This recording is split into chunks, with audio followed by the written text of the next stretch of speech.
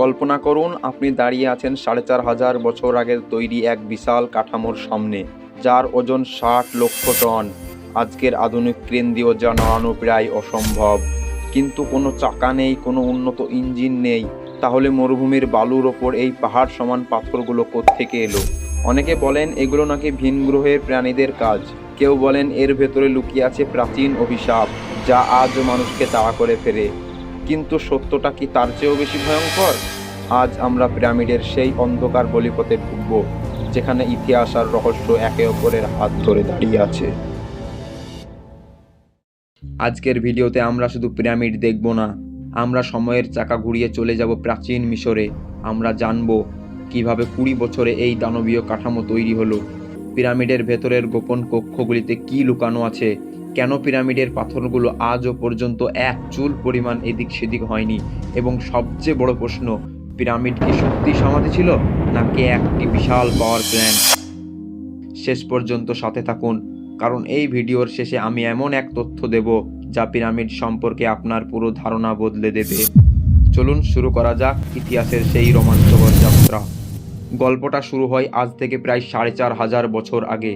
মিশরের ফেরাওয়েরা নিজেদের সাধারণ মানুষ ভাবতেন না, তারা নিজেদের ভাবতেন দেবতা।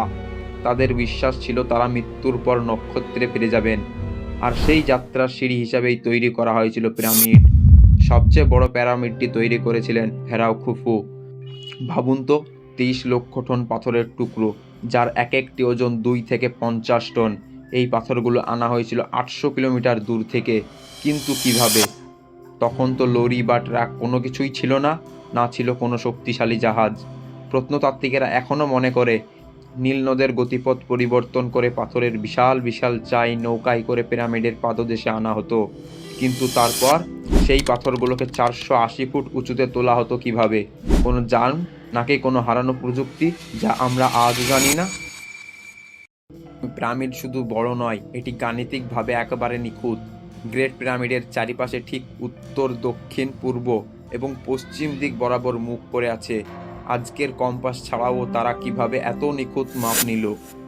আপনি কি জানেন পিরামিডের ভেতরে ৩৬৫ দিনই তাপমাত্রা স্থির থাকে?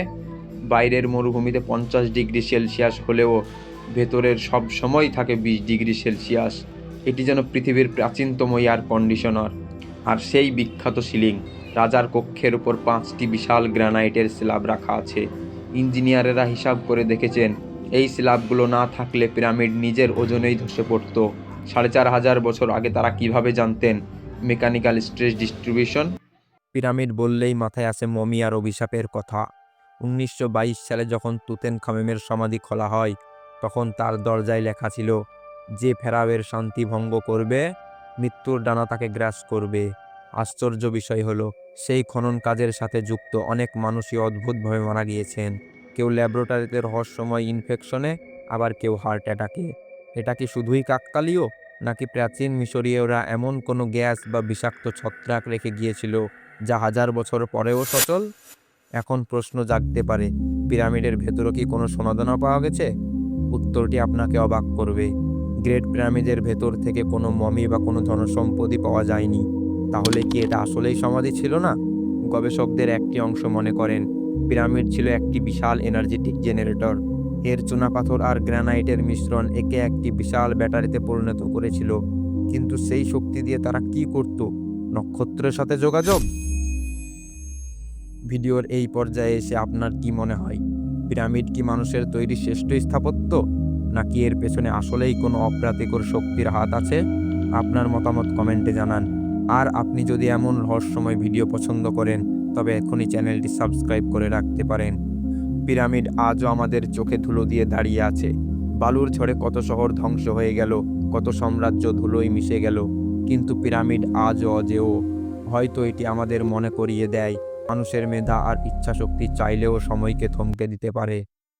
আজ তবে এই পর্যন্তই। দেখা হবে পরবর্তী ভিডিওতে। ততক্ষণ পর্যন্ত রহস্যের সন্ধানে থাকুন আর নতুন কিছু শিখতে থাকুন। ধন্যবাদ।